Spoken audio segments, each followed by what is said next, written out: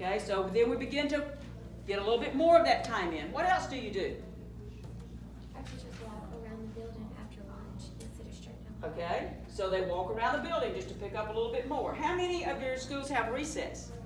Okay, that's again, but we don't need recess where kids are sitting and talking and the most athletic is up moving around. If we have a 20-minute recess, we need to encourage the teachers to keep them active for 10 minutes and then let them do what they want to do for 10 minutes. Okay? Do any of you have before school programs where kids ride buses and they come in and they come to the gym and sit? Okay. All right, rather than coming and sitting, have them doing something. One of our Hill teachers started, I guess it was about 3 or 4 years ago now when we were talking about some of this, and she went back and talked to her principal and she said, I want Wednesday to be walking Wednesday. And he said, we can't do this. Our kids need to come in and read because their reading scores are so low. They need to read. She said, just give me 1 day a week. So Wednesday was their day. So the kids would come in, they'd come into the gym, they'd put their books over to the side, she would play music, and all they would do is walk and talk. Walk and chat with their friends. Very informal. Okay? By the beginning of the next year, the principal said, we're going to do this every morning.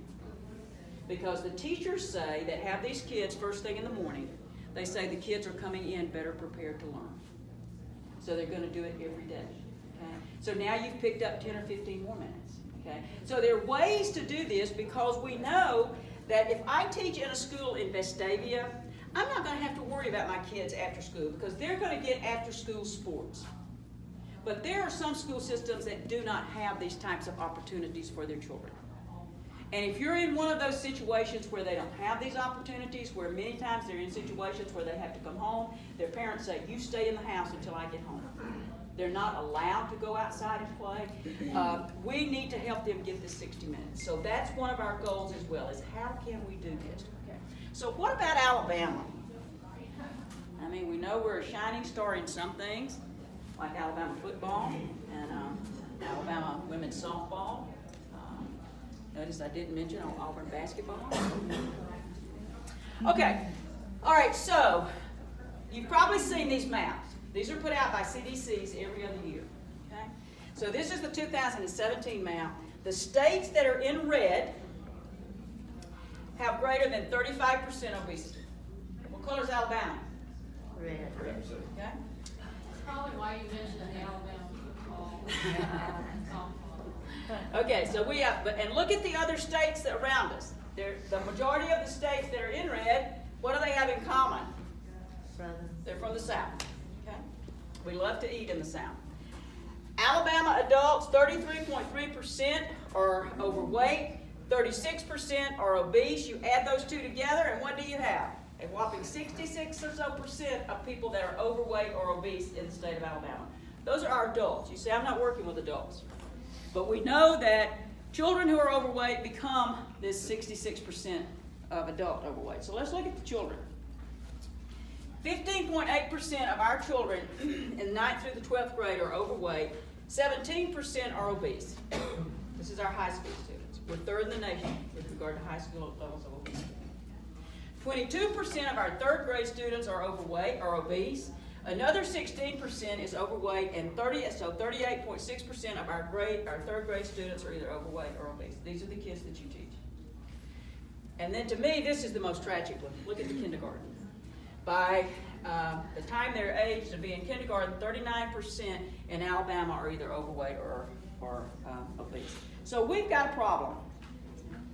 We know that obesity leads to all of these things, and you know this as well as I do. You work with them every day.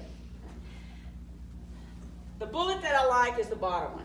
By the year 2020, Alabama could save $3.38 billion in obesity-related health care costs if the average body mass index of its residents was reduced by just 5%.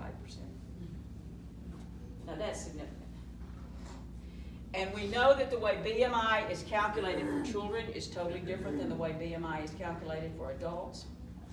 But we also know that regardless of how it is calculated, and all of these stats are based upon BMI, we have a situation that we need to deal with.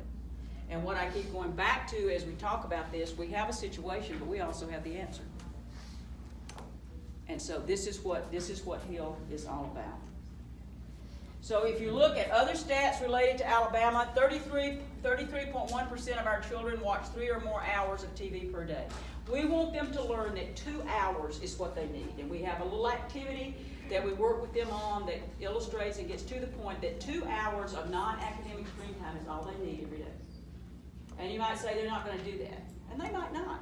But they're more likely to do it if they know, when I ask them, how much screen time do you need, 2 hours, they're more likely to do it than to say, well, I don't know.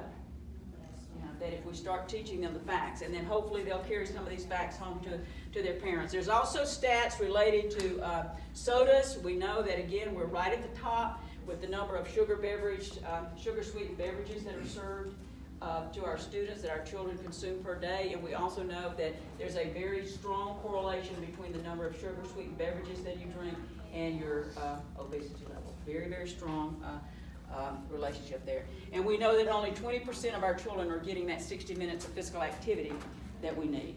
Okay? So, that's why HEAL. That's several reasons of why HEAL. Looking at it from the health standpoint. What about the relationship to academic success? Do you think there is a relationship to activity and academic success? Sure there is. Sure there is. We're going to watch a YouTube right now by a gentleman by the name of John Rady. One of the things we need to realize when we watch this is John Rady is not one of us. John Rady is not an educator.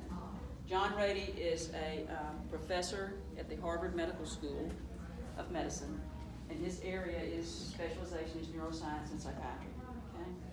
And he has done phenomenal work in this area. How many of you have heard of Rady? Some of you have.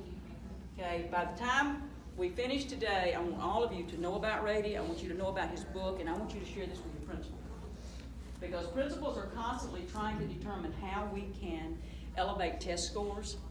They're not so much concerned about some of this other stuff we've been talking about this morning, but they're very concerned about test scores. And again, we've got the answer right here. And my assistant will pull it up. Yeah. She's the technology director